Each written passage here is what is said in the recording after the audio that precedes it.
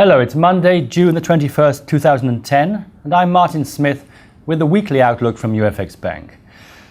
Last week was pretty strong for stock markets worldwide, and as always, when stocks are rising, the US dollar loses ground. And so the US dollar finished the week lower against other majors. Many analysts claim that the US dollar's inability to sustain a move below $1.20 against the euro signals that the US dollar bulls are growing tired and further euro-dollar losses are less likely. Given the downward momentum for the US dollar through recent trade, we think that the coming week could bring further US dollar losses against the euro and other key currencies. Last week was also mixed for the euro. The European currency advanced 2.2% against the US dollar and 1.2% versus the CAD. However, the Aussie dollar climbed 0.3% and the Swiss franc 1.4%. Obviously, there is no definitive route here. This week should prove interesting as well, as we have to note some macro factors.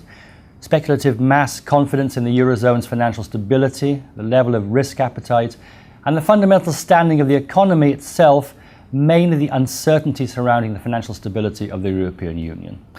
And as we are still at a point where the euro-dollar pair is in its 4-year low, we need to play it safe with the euro and keep tracking worldwide factors. The yen seems to be losing some ground as the currency recouples with broad trends in risk sentiment. Like the US dollar, the yen is a safe haven currency, so the recent growth in stock markets signals a time where investors are turning away from the Japanese currency. Also, the replacement of Prime Minister Hatoyama with Naoto Kan has silenced concerns about Japan's inner political landscape, opening the door for the yen to fall back in line with risk sentiment. The UK enjoyed some good news last week. The number of jobless claims fell by 30,900, beating forecasts of 20,000 and lowering the unemployment rate to 4.6% from 4.7%. This number helped generate a 0.5% increase in retail sales, with household goods purchases improving by 0.8%. Moreover, despite the increase in demand, consumer prices grew less than expected during May as energy prices have fallen.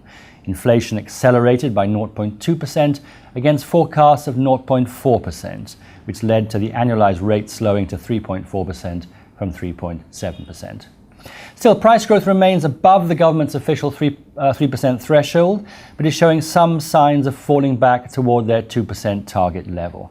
All these numbers contributed to the British pound's position, and on Friday, the pound rose against 13 out of 16 major pairs. The central bank is waiting for next week's budget release before it sets medium-term monetary policy targets. So expect the trend here to keep on track until the budget announcement. Finally, the Chinese yuan. The Central Bank of China announced Saturday its decision to change its 23-month-old currency policy. The bank will allow more flexibility for the yuan's exchange rate. The most significant outcome will be the end of the yuan's peg to the dollar, a policy the Chinese government initiated in order to protect its economy from the global financial crisis. As for the currency rate, we can expect the initial movements to be rather small, but overall we might see some several percentage points change over the next few months. Well, that's it from me. Be sure to visit us at UFXBank.com for simple, safe, secure trading.